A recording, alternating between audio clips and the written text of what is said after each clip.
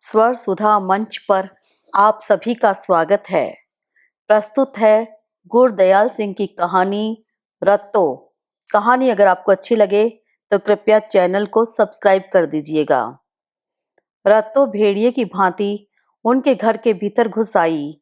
बिखरी हुई लटूरियां, कांतिहीन और डरावनी आंखें, पीला रंग, फटे तथा मैले कपड़े, साक्षात डायन जैसी वह दिखाई पड़ती थी। एक चुईया जैसी काली कलूटी बालिका उसने गोद में उठा रखी थी और 3-4 बालकों की पंक्ति उसके पीछे पीछे आ रही थी। यह सब देखते ही जैसे राधो की जान मुट्ठी में आ गई।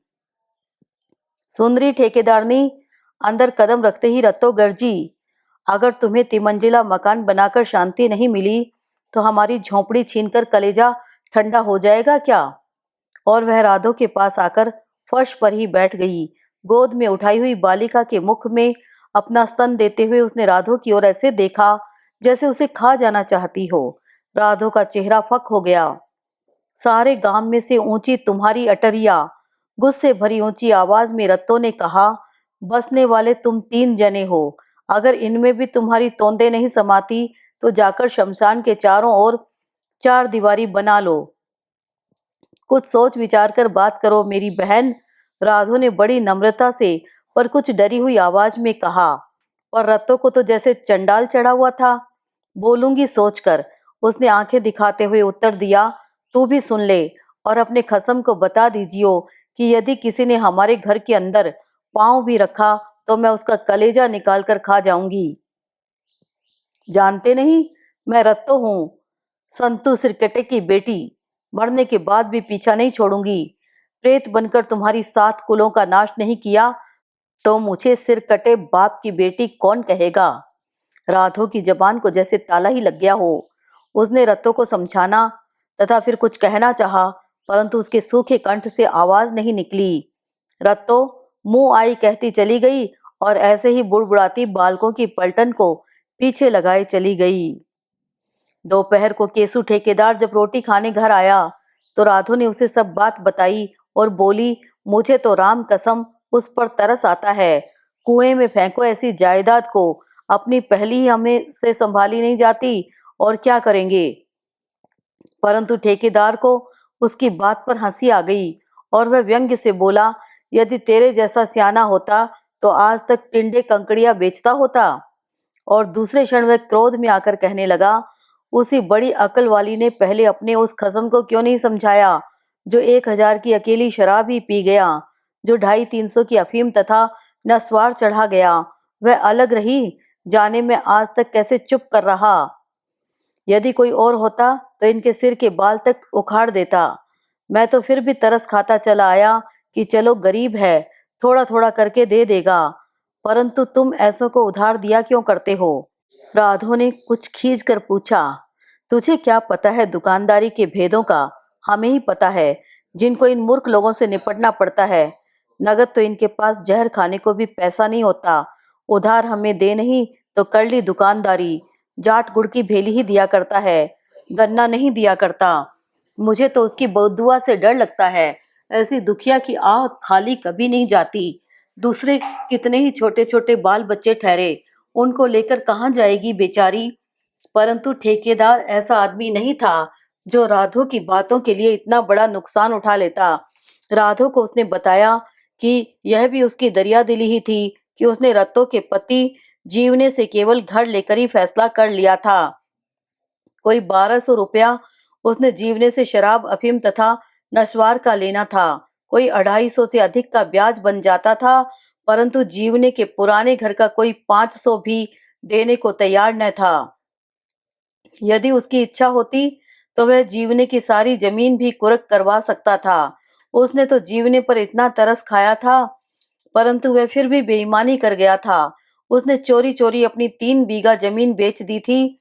अब यदि ठेकेदार उस पर मुकदमा कर देता तो घर के साथ साथ उसके बर्तन भी कुर्क हो सकते थे, परंतु क्योंकि वह खुद बाल बच्चेदार आदमी था, इसलिए उसने सोचकर उसका घर लेकर इतना घाटा भी सहन कर लिया था।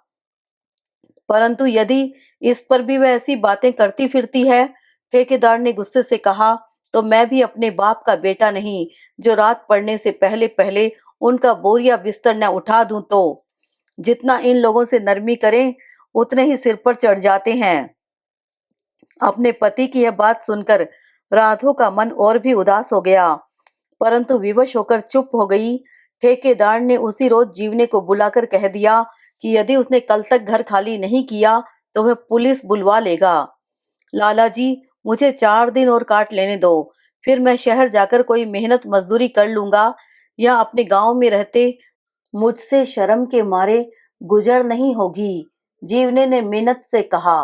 परंतु ठेकेदार ने आंखें दिखाते हुए उत्तर दिया, तो बड़ी इज्जत वाले ने मेरा कर्ज क्यों नहीं दे दिया? अब तो गांव में घर छोड़कर रहते शर्म आने लगी। जब बोतल को हिला हिलाकर देखते कहा करता था, ठेकेदार पहले तोड़ की नहीं है यार, तब यह बातें याद नहीं थी। जीवना सिर नीचा किए चला आया। रात पड़ने से पहले पहले इस बात की चर्चा सारे गांव में होने लगी। रत्तो के तीखे स्वभाव को सभी जानते थे कि वह मरकर भी अपना घर नहीं छोड़ेगी। जीते जी तो उसे कौन निकालने वाला ठहरा। परंतु दूसरे दिन जब जीवना अपना टूटा फूटा सामान गाड़ी पर लाद कर अपने चचा के पशुओं वाले अहाते की ओर जाने लगा, तो लोगों को इस बात का भरोसा नहीं हुआ। सभी यही सोच रहे थे कि उसने रत्तो को घर छोड़ देने पर कैसे राजी कर लिया। फिर 3 दिन रत्तो को किसी ने नहीं देखा, परंतु चौथे रोज जीवने के चचा के पशुओं के अहाते में से गांव वालों ने उसकी किलकारियां सुनी। वह केसु ठेकेदार के बेटों का स्यापा कर रही थी। आधी रात तक वह स्यापा करते करते थक हार कर जब बेहोश सी हो गई, तब कहीं जाकर चुप हुई, और उसके पश्चात गांव वालों को रत्तो की किलकारियां हर रोज सुनाई देने लगी। वह केसु ठेकेदार के सारे परिवार का स्यापा करती, उसे गालियां निकालती और बहुत रात गए तक न जाने क्या क्या बोलती रहती। उसकी किलकारियां जैसे सबके कलेजे चीर जाती और लोग रात भर उसी की बातें करते रहते। रत्तों के कच्चे घर को गिराकर केसु ठेकेदार ने वहां नई हवेली की नींव रख दी थी। हवेली को बनते कई दिन हो गए थे, परंतु राधो वहां नहीं गई थी। ठेकेदार उसे रोज कहता कि चलो अपना नया घर बनता देख लो, परंतु राधो को हर समय रत्तो की किलकारियां सुनाई पड़ती रहती। उसे ऐसे जान पड़ता जैसे रत्तो अपने काले कलूटे फटे पुराने चिथड़ों में लिपटे बच्चों की पलटन लिए उसके घर के भीतर घुसी आ रही है और उसको डायन की भांति खा जाना चाहती है। मारे डर के वह यह सब ठेकेदार को भी नहीं बताती थी, और जब पति के बहुत कहने पर वह एक दिन अपनी बन रही नई हवेली को देखने चली, तो उसके मन का भय पूरा हो गया। जिस गली से होकर वह जा रही थी, उसी के मोड़ पर उसने रत्तो को खड़े देखा। नंगा सिर, चेहरे पर बिखरी लटें, भयंकर आंखें और चुड़ैलों जैसे हाथ पांव। वहां खड़े वह ऊंची आवाज में केसु ठेकेदार का नाम ले लेकर गालियां निकाल रही थी, चीखें मार रही थी और उसके बेटों का स्यापा कर रही थी। उसके देखते ही राधो बेहोश सी हो गई। दीवार का सहारा लेकर वह वहीं रुक गई। थोड़ी देर बाद जब उसे कुछ होश आया, तो उसने देखा कि रतो उसकी बन रही नई हवेली के पास चली गई थी।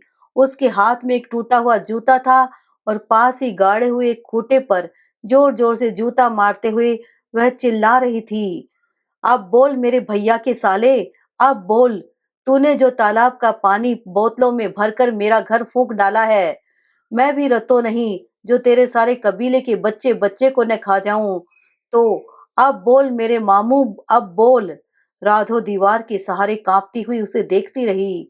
जूता मारते और गालियां निकालते निकालते जब वह थक सी गई, तो अपने आप ही अपने अहाते की ओर चली गई। राधो भी उसकी आंख बचाकर वहीं से घर को लौट पड़ी। अपनी नई हवेली तक पहुंचने का उसे साहस नहीं हुआ।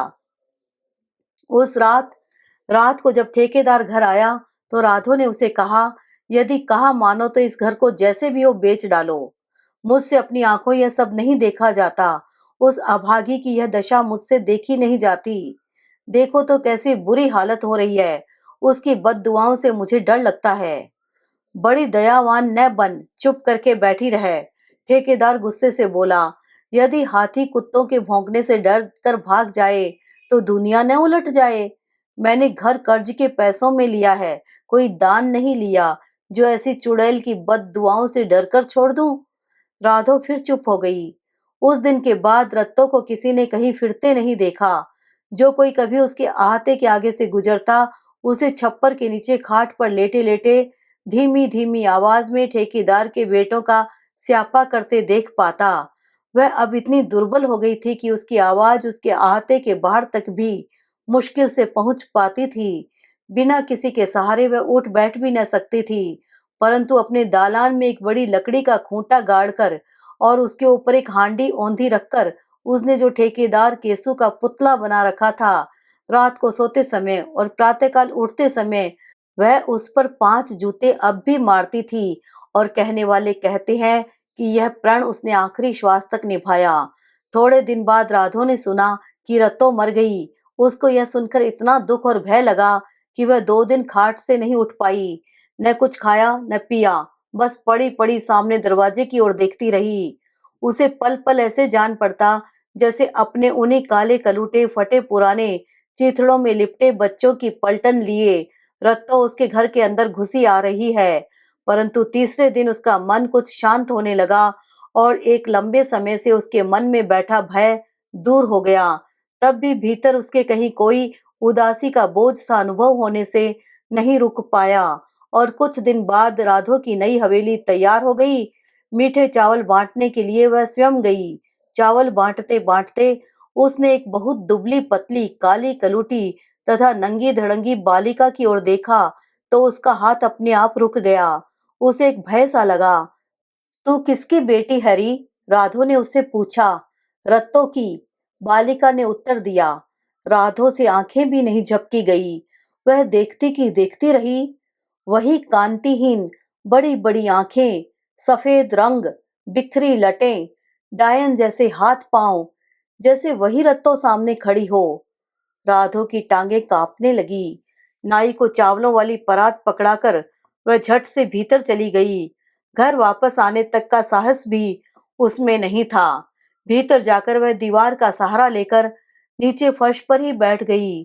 कितनी देर उसे कुछ भी दिखाई नहीं पड़ा और वह आंखें फाड़-फाड़ कर छत की ओर देखती रही। कुछ देर बाद जब उसे थोड़ा-थोड़ा दिखाई पड़ने लगा, तो उसने देखा कि छत के बड़े गार्डर से बंधी रंग-बिरंगी कातरों की बनी हुई चिड़िया जो लटक रही थी। उसकी आंखें बिल्कुल रत्तों की आंखों जैसी जान पड़ती थी और फिर ऐसे ही उसकी आंखों की ओर देखते-देखते वह बेहोश हो गई। अगले दिन लोगों ने राधो को रत्तों की भांति ही गालियां देते और किलकारियां मारते हुए सुना। उसी भांति उसने ठेकेदार केसू का नाम ले लेकर उसके बेटों का स्यापा किया। ठेकेदार ने कई डॉक्टर, हकीम बुलवाए, परंतु राधो को आराम नहीं आया। यदि क्षण भर उसे होश आ भी जाता, तो अगले क्षण वह अधिक जोर से चिल्लाने लगती, पहले से अधिक गालियां निकालती, अधिक जोर-जोर से स्यापा करती। जब कई दिन राधो को आराम नहीं आया, तो गाँव में इस बात की अधिक चर्चा होने लगी। गाँव की बूढ़ी स्त्रियां कहने लगी कि उस पर रत्तों की छाया पड़ गई थी। तभी तो रत्तों की भांति वह गालियां निकालती थी, उसी की भांति स्यापा करती थी और तो और उसका स्वर भी रत्तों जैसा ही बन गया था।